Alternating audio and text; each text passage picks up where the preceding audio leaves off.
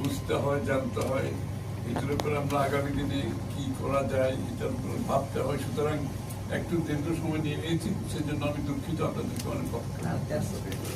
তো প্রথমে হচ্ছে বাংলাদেশের জন্য এই ইউএস আমেরিকান ট্যারিফ এখন একটা বড় ধরনের একটা এই আমাদের রপ্তানি ইউএসএতে অনেক, আমাদের টোটাল রপ্তানির একটা বিশাল অংশ কিন্তু আমরা ইউএসএতে এক্সপোর্ট করি, এবং সেখানে গার্মেন্টসের একটা বিশাল অংশ যায়। তো সুতরাং এর সাথে জড়িত প্রায় ইউএস মার্কেটে আমাদের যে রপ্তানি হয় এটার সাথে জড়িত প্রায় 15-16 লক্ষ লোকের চাকরির বিষয় জড়িত আছে।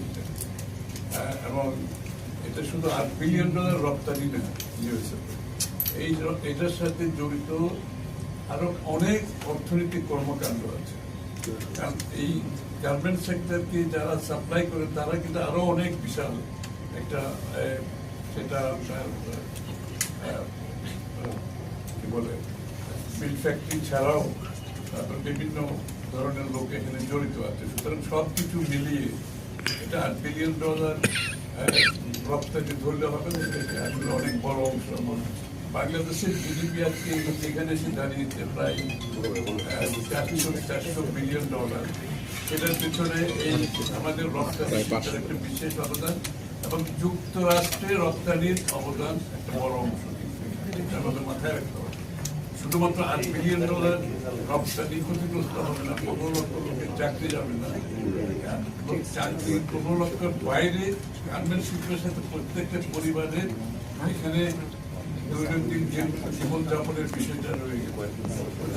অনেক একটা বড় বিষয় নিয়ে কিন্তু আমরা একটা কঠিন সময় পার করছি। এটার সমাধান যদি সঠিকভাবে করতে না পারি আমরা, তাহলে আমাদের অর্থনীতিতে আমাদের কর্মসংস্থানে এবং অর্থনীতির সাথে জড়িত যে সমস্ত সেক্টর আছে, ইন্ডাস্ট্রি আছে, সবাই এফেক্টেড, অনেক বড় বিষয়। সুতরাং এটাকে আমরা অন্য কোনো কিছুর সাথে ট্রেড অফ করা সম্ভব। এটার বিসর্জন দিয়ে আমরা অনেক কিছু, এটার বিসর্জন দিয়ে আমরা অন্য কিছু অন্য কোনোভাবে অ্যাচিভ করতে খুব একটা সহজ ব্যাপার হবে না, এটা আমাদের মাথায় রাখতে হবে। সুতরাং এই জন্য আমরা আজকে ইন্ডাস্ট্রির সাথে কথা বলেছি, বিশেষ করে রপ্তানিকারক বড় বড় শিল্পগুলো যারা জড়িত আছে তাদের সাথে কোনো বিজনেস লিডারদের সাথে কথা বলেছি, তাদের মতামত শুনেছি, এবং তারা সবাই মনে